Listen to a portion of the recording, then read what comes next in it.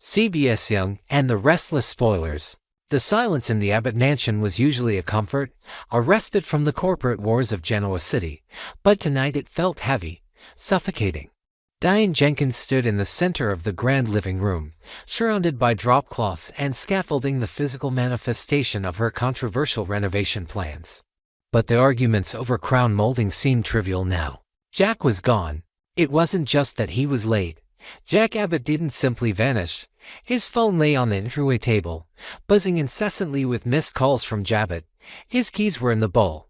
But it was the half-written note on his desk in the study that chilled Diane to the bone. "Victor knows. I have to." The sentence trailed off. The pen dropped as if in a sudden rush. "He wouldn't just leave, Diane.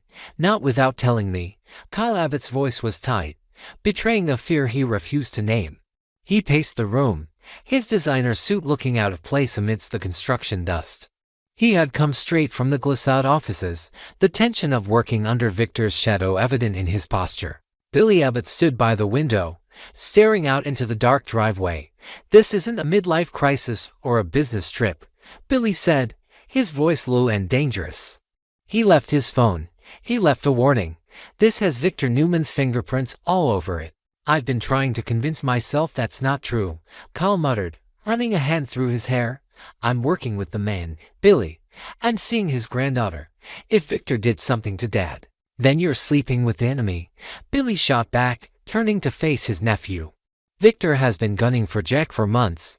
He's been using Glissade as a Trojan horse to get to Jabbit. And now that he's recovered from that shooting, he's escalating. We all knew it was coming." Diane stepped between them, her eyes red-rimmed but fierce. "Stop it. Blaming each other won't find him. Jack is out there, and he's in trouble. If you can't put aside your differences to find your father and brother, then get out. I'll do it myself." The brothers exchanged a look, a rare moment of Abbott solidarity forged in crisis. Kyle nodded, his jaw set. "We're going to the ranch tonight." The drive to the Newman ranch was silent, the tension in the car thick enough to choke on. When the heavy oak doors opened, Victor Newman stood by the fireplace, a glass of tequila in hand, looking every bit the king on his throne. He didn't look surprised to see them. "To what do I owe the pleasure?" Victor asked, his voice a low rumble. He didn't offer them a drink. "Where is he, Victor?" Billy demanded, stepping forward until he was almost nose to nose with the mustache. "We know you have him." Victor let out a dry, humorless chuckle.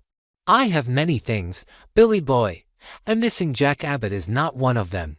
If your brother has wandered off, perhaps you should check the gutter he usually crawls out of." "Cut the act," Kyle snapped, stepping up beside Billy. "He left a note. He said you knew. You've been threatening to destroy everything John Abbott built. Did you finally decide to take the man himself?" Victor's eyes narrowed, shifting to Kyle. The disappointment was palpable. "I expected better from you, Kyle. You work for me. You are dating my granddaughter. And yet, you come here, accusing me of kidnapping like a common criminal." "I'm Jack's son first," Kyle said, his voice shaking with suppressed rage. "If you touched him, the deal, Glissade, Claire, none of it matters. I will burn it all down." Victor slammed his glass down on the mantel, the sound echoing like a gunshot. "You threaten me, in my own house. Get out, both of you, before I have you thrown out." "We're leaving," Billy said, his eyes cold. "But if we find one shred of proof, Victor, I won't call the police. I'll come back for you myself." While the men waged war, the women were fighting their own battle. Nikki Newman sat on the edge of the sofa in the Abbott living room, her hands trembling as she clutched a cup of tea Diane had made. The news had shattered her. Despite the feud between their husbands, Jack was her rock, her oldest friend. "I asked Victor," Nikki whispered, tears streaming down her face. "He swore to me, Diane. He looked me in the eye and swore he didn't do it. But you don't believe him," Diane finished softly. She sat beside Nikki, the animosity between them forgotten in the face of their shared terror. "I don't know what to believe anymore," Nikki admitted. "He's been so focused on revenge since the shooting. He hates Jack. He hates that I rely on him." Diane stood up, restless. She walked over to the mantel, where the renovation crew had stacked boxes of Jack's personal effects to clear the shelves. "He wouldn't leave us, Nikki. He was fighting for this house. He was fighting for us." She idly shifted a stack of old architectural blueprints, and something fell out, a small, silver key with a red tag. It clattered onto the hardwood floor. Diane frowned and picked it up. "What is this?" Nikki squinted at it, then gasped, "I know that key. Victor has a set just like it. It's for the old gatehouse on the edge of the Newman property, the one they haven't used in years." Diane gripped the key, her knuckles turning white. Why would Jack have a key to a Newman property? "Maybe he didn't," Nikki said, her voice trembling. "Maybe he found it, or maybe he was lured there." The moon was high and bright, casting long, skeletal shadows across the overgrown path leading to the Newman gatehouse. It was miles from the main house, a relic of the estate that Victor had long ignored. Kyle and Billy moved quietly, flashlights cutting through the gloom. Diane had called them with the information about the key, and they hadn't hesitated. "This place is a fortress," Billy muttered, shining his light on the boarded-up windows. "If Victor wanted to stash someone, this is where he'd do it." "Look at the ground," Kyle whispered, pointing to the mud near the door. "Fresh tire tracks. Someone was here recently." They approached the door. The silver key Diane found didn't fit the main lock. It was a rusted padlock on the side cellar door that caught Kyle's eye. He tried the key. It turned with a stiff click. The door creaked open, revealing a dark, damp staircase. The smell of mildew and old earth wafted up. "Jack," Billy called out, his voice echoing into the darkness. Silence. They descended carefully. The basement was empty, save for a single wooden chair in the center of the room and a small table. But it was what sat on the table that made Kyle's heart stop. It was Jack's signet ring, the gold crest of the Abbott family, the one he never took off. Billy picked it up, his face pale in the flashlight's beam. "He was here. And he didn't leave this willingly," Kyle said, pointing to the chair. One of the legs was splintered, and there were scuff marks on the floor indicating a struggle. "Victor didn't just take him. He interrogated him." The storm that had been brewing all night finally broke as Kyle and Billy stormed back into the main house of the Newman Ranch. Thunder rattled the windows, but it was nothing compared to the fury of the Abbott men. Nikki and Diane were already there, having driven over to confront Victor themselves. The living room was a powder keg. Victor stood by the fireplace, Nikki pleading with him, while Diane stood back, her eyes full of hatred. "You sick son of a bitch," Billy roared, throwing the signet ring onto the coffee table. It bounced and spun, coming to rest with a metallic ring. "We found it. In the gatehouse. We know he was there." Victor looked down at the ring, his expression unreadable. For a moment, the mask slipped, and a flicker of something fear, crossed his face. "Where is my husband, Victor?" Diane screamed, stepping forward. "If you've hurt him." "I did not hurt him," Victor bellowed, his voice booming over them all. The power of his denial silenced the room. He breathed heavily, looking from Nikki's tear-streaked face to Kyle's accusatory glare. "Then explain the ring," Kyle challenged. "Explain why he was locked in your cellar." Victor turned away, staring into the fire. He seemed to age 10 years in that moment. "Jack came to me," he said quietly. "Liar," Billy spat. "He came to me." Victor whipped around, his eyes blazing. "He found out about the spies at Glissade. He found out about the plan to dismantle Jabbet. He came to the gatehouse to confront me secretly, to make a deal to save your pathetic legacy." "And then what?" Nikki asked, her voice trembling. "Where is he now, Victor?" Victor straightened his coat, regaining his composure, though his eyes remained dark. "We argued. It got heated. He collapsed." The room went deathly silent. "Collapsed?" Diane whispered. Is he dead?" "No," Victor said sharply, "but he is not well. When he fell, he hit his head hard. I had my private medical team take him to a secure facility. He is in a coma." "You kidnapped him," Kyle said, his voice full of horror. "You hid him away while we were tearing the city apart." "I was protecting him," Victor insisted, though the excuse rang hollow even to his own ears. "If the news got out that Jack Abbott had a stroke or a collapse in the middle of a confrontation with me, the press would destroy us both. Jabbet's stock would plummet. I was handling it." "You were hiding the evidence," Billy corrected, his fists clenched. "You almost killed him, and you covered it up." "Take us to him," Diane demanded, her voice cold as steel. "Now, or I swear to God, Victor, I will destroy you." Victor looked at them, the united front of the Abbott family, bolstered by his own wife's look of betrayal. He knew, for once, he had lost. "Very well," Victor said, walking past them toward the door. "But be prepared. The Jack Abbott you see today may not be the one you remember." As they followed him out into the storm, the war between the Abbotts and the Newmans had shifted. It wasn't just about business anymore. It was about survival.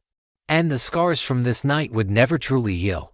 The polished mahogany doors of the Genoa City Athletic Club swung open, admitting a gust of chilly February air that seemed to follow Victor Newman as he strode into the foyer. He paused, adjusting the lapels of his charcoal overcoat, his eyes scanning the room with the predatory sharpness of a hawk seeking movement in the grass. The club was a sanctuary of hushed conversations and clinking silverware, a place where the city's elite came to broker deals and bury secrets. But today, the atmosphere felt brittle, as if the very air were charged with static electricity waiting for a spark. That spark arrived in the form of Jack Abbott. Jack was standing near the entrance to the dining room, casually checking his watch, looking for all the world like a man without a care.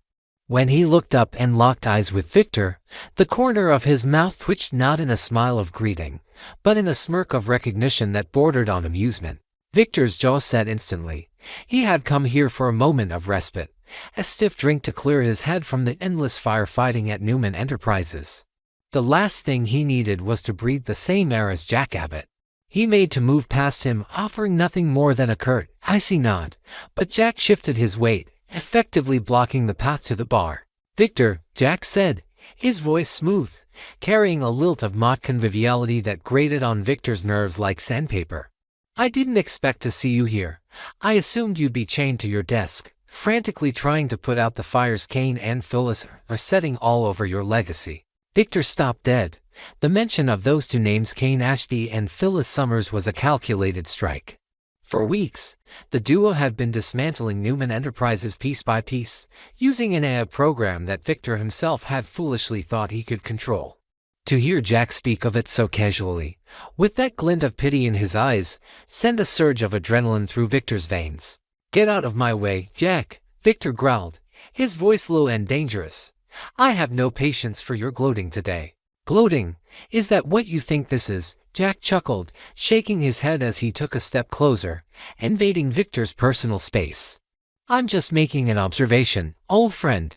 It's rare to see the great Victor Newman on the ropes, and by the hands of Kane Ashby. No less, a man you dismissed as a pawn. And Phyllis, we both know how volatile she is, yet she seems to be running circles around you." The bustling noise of the club seemed to fade into the background, leaving only the two titans of Genoa City standing in a bubble of hostility. Victor drew himself up to his full height, his dark eyes narrowing into slits. "You know nothing of what is happening," Victor spat. "Kane and Phyllis are children playing with matches. They will burn themselves long before they burn down what I have built." "Will they?" Jack countered, his tone hardening, dropping the facade of pleasantry. "Because from where I sit, looking at the market reports, looking at the panic in your division head's eyes, it looks like you're losing. You're bleeding, Victor. And you're too stubborn to admit that you've finally met an enemy you can't bully into submission." Victor's hands clenched into fists at his sides, the leather of his gloves creaking under the pressure. This was the Jack Abbott he loathed, the one who waited in the shadows for a moment of weakness, then struck with the precision of a viper. It wasn't just business, it was the insinuation that Victor was old, that he was slipping, that he was no longer the apex predator of the corporate world. "I would be very careful if I were you, Jack," Victor warned, his voice dropping to a menacing whisper that vibrated with suppressed rage. "Do not mistake a temporary setback for defeat. And do not think for 1 second that I will forget who stood on the sidelines and laughed while my family was under attack." Jack's expression didn't falter. If anything, the challenge in his eyes deepened. He leaned in, his voice dropping to match Victor's, intimate and cruel. "I'm not laughing, Victor. I'm watching. I'm watching you flail. You've always thought you were invincible.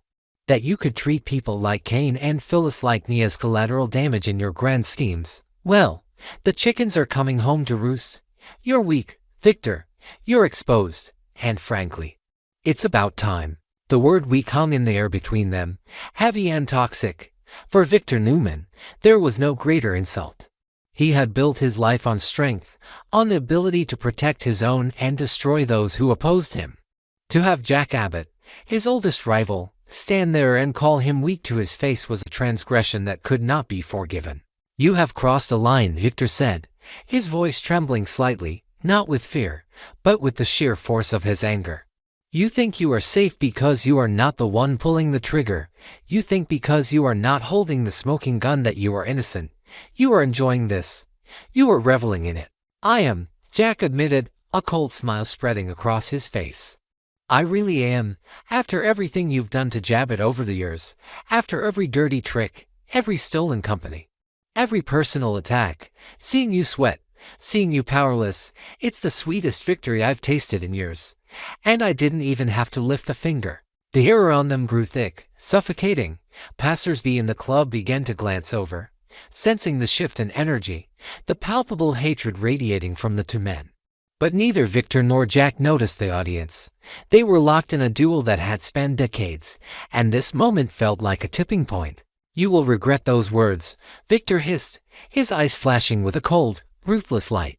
"You think Kane and Phyllis are your allies. You think they will spare you when they are done with me. You are a fool, Jack.